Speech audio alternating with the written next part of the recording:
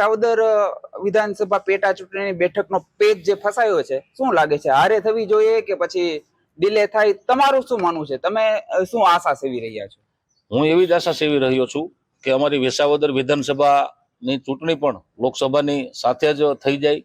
અમારી જનતા એક લોકપ્રતિનિધિત્વથી વંચિત ન રહે, ધારાસભ્યથી વંચિત ન રહે, જનતાનું હૃદય કહી શકાય એવો નેતા આવનારા દિવસોમાં અમારા વિસ્તારને મળે, અમારા વિસ્તારના કામો થાય. અમારો વિસ્તાર ખેડૂતોનો વિસ્તાર છે, ઘણા બધા પ્રશ્નો છે આ વિસ્તારના, ખાસ કરીને સિંચાઈને લગતા પ્રશ્નો છે, રોડ રસ્તાના પ્રશ્નો છે.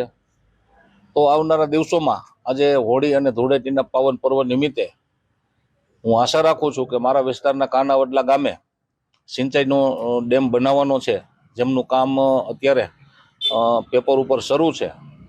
તો માત્ર પેપર ઉપર નહીં અને વાસ્તવિકતાનો રંગ પકડે કાનાવડલાનો ડેમ, જેથી આજુબાજુના 10 ગામોને ખેડૂતોને સિંચાઈનો લાભ મળી શકે. મોટા હળમતિયા અને ઉમરાળા ગામમાં પણ મિની સિંચાઈ યોજનાનો ડેમ બનાવવા સરકાર જઈ રહી છે.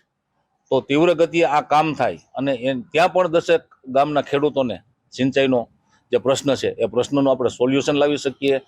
આ આપણા વિસ્તારમાં આવા સારા કામો થઈ શકે, આરોગ્યને લગતા કામો થાય, શિક્ષણને લગતા કામો થાય અને ખાસ કરીને ખેડૂતોના સિંચાઈના કામો થાય.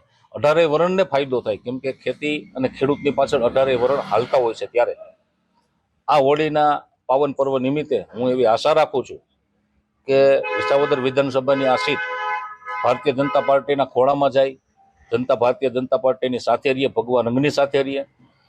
અને આપણા વિસ્તારમાં જે ખૂટે છે, ઘણા બધા પ્રશ્નો છે, હું કહેવા બેહું તો સાંજ સુધી ખૂટે એમ નથી. એ બધા પ્રશ્નોનું આપણે નિવારણ લાવવા માટે અહીંથી વિધાનસભામાં એક કમળનું ફૂલ મોકલવું એ મારી દ્રષ્ટિએ ગુલાબી કલર, ભગવો કલર તો છે જ, પણ ગુલાબી કલરનું કમળનું ફૂલ અહીંથી પણ આપણે વિધાનસભામાં મોકલીએ એવી હું જનતા પાસે આશા અને અપેક્ષા રાખું છું અને જનતાએ પણ મન બનાવ્યું છે.